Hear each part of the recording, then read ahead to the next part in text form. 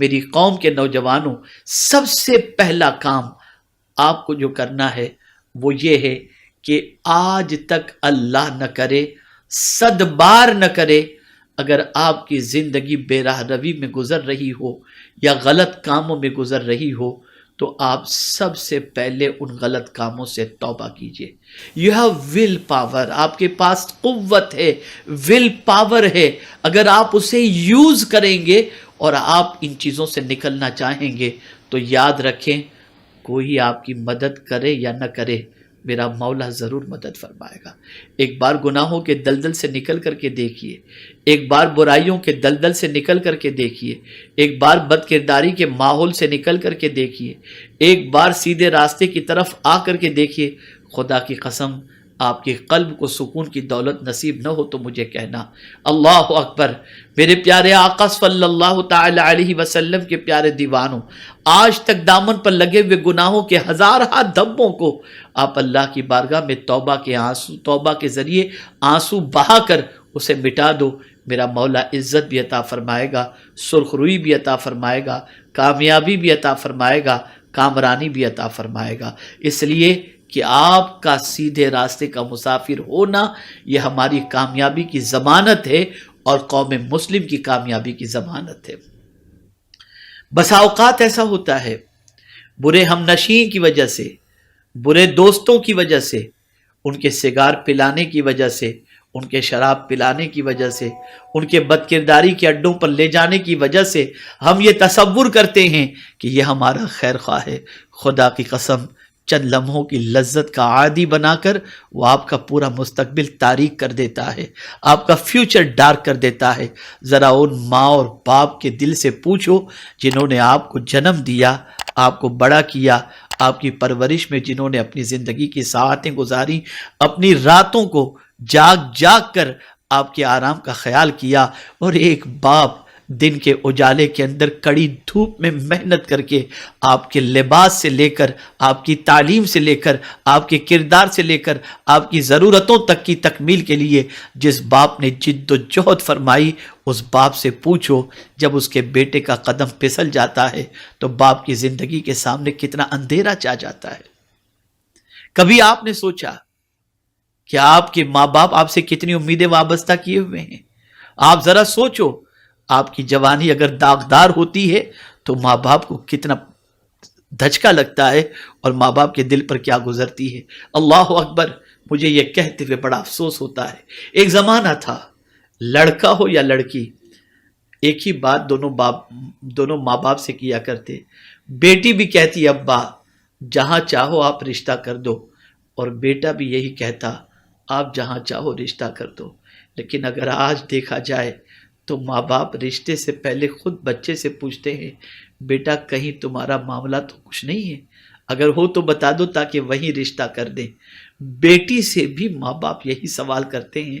بیٹی تیرا تعلق کسی کے ساتھ تو نہیں ہے ورنہ آگے چل کر پریشانی ہوگی۔ اللہ اکبر۔ کیسے دور سے ہم گزر رہے ہیں، کیسے حالات سے ہم گزر رہے ہیں، اور کس حد تک ہمارے بچے اور بچیوں کے پیر پھسل چکے ہیں کہ ہمیں آج یہ دن دیکھنا پڑ رہا ہے۔ اللہ اکبر۔ میرے پیارے آقا صلی اللہ تعالی علیہ وسلم کے پیارے دیوانوں اور میری قوم کے نوجوانوں،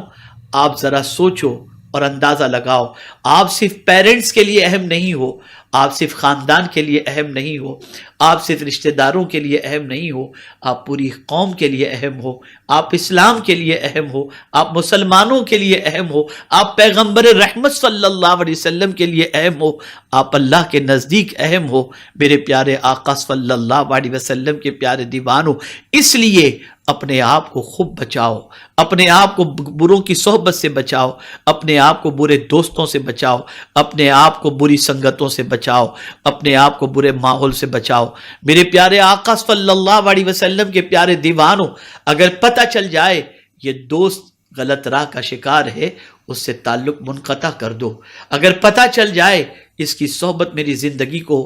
تباہ و برباد کر دے گی، اس کی صحبت سے ہٹ جاؤ، اور جب کسی سے دوستی کے لیے ہاتھ بڑھاؤ، خدا کے لیے دوستی کرو، خدا کے لیے دشمنی کرو۔ اللہ اکبر۔ یہ دیکھو کس کے کردار کا اثر تمہاری زندگی میں بہتر ہوگا۔ جب تم بیٹھنے کے لیے مجلسوں کی فکر کرو کہ کہاں بیٹھوں، کن کے ساتھ بیٹھوں، تو ایک چیز کا خاص خیال رکھنا کہ ایسے لوگوں کا سلیکشن کرو جن کی سنگتوں میں بیٹھنے کے بعد صرف نیکی کا جذبہ نہ ہو بلکہ آپ کی سوچ بھی پاکیزہ بن جائے۔ یاد رکھیں میرے پیارے آقا صلی اللہ علیہ وسلم کے پیارے دیوانوں، جہاں سے ہماری سوچ پاکیزہ بنتی ہو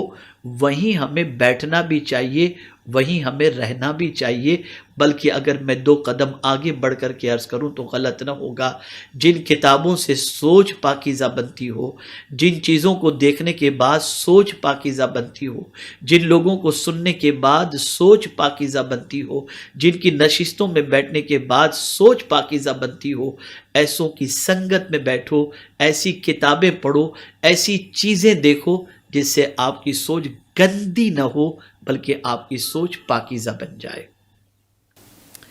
میرے پیارے آقا صلی اللہ تعالی علیہ وسلم کے پیارے دیوانوں، ایسے نوجوانوں کی زندگی پڑھو جن کی زندگیاں بے داغ گزری، جنہوں نے اسٹرگل کیا، جنہوں نے غربت کی چکی میں پیسے جانے کے باوجود علم کے سلسلے میں اتنی محنت کی کہ کردار پر دھبا بھی نہ لگے اور علم کو حاصل کر کے اس مقام تک پہنچ گئے جس مقام پر پہنچنے کے بعد غربت کا داغ تو مٹ گیا لیکن طاقتور انسان بن جانے کی وجہ سے اللہ تعالیٰ نے انہیں وہ مقام عطا فرمایا کہ ایک کی بلندی کی وجہ سے ماں باپ کا سر اونچا ہوا، خاندان کا سر اونچا ہوا، اور غربت کی وجہ سے جس کی قدر نہ تھی، علم کی وجہ سے ساری کائنات اس کی قدر اور اس کو جو ہے سر پر بٹھانے کے لیے تیار ہو گئی۔ آپ یاد رکھیں میری قوم کے نوجوانوں، یاد رکھو بہت قیمتی آپ سرمایہ ہو، بہت عظیم سرمایہ ہو، آپ ہمارے لیے بہت اہم ہو۔ آپ کا غلط راہ پر چلنا یہ ہمارے لیے شرمندگی کا بھی سبب ہے اور ہمارے لیے تکلیف دہ بھی ہے۔ ہم اپنی قوم کے نوجوانوں کو ضائع ہونے دینا نہیں چاہتے بلکہ کسی بھی قوم کے نوجوان کو ضائع ہونے دینا نہیں چاہتے۔ ہر قوم کا نوجوان سیدھے راستے کا مسافر ہونا چاہیے، پرٹیکولر ہماری قوم کے نوجوانوں کو خاص طور پر سیدھے راستے کا مسافر ہونا چاہیے۔ اس لیے ایسی صحبت کو، ایسی سنگت کو اوائڈ کرو جہاں پر بیٹھنے کے بعد فکر گندی ہو جاتی ہو، جہاں پر بیٹھنے کے بعد عادات خراب ہو جاتی ہوں، ایسے لوگوں کی صحبت سے بچیے۔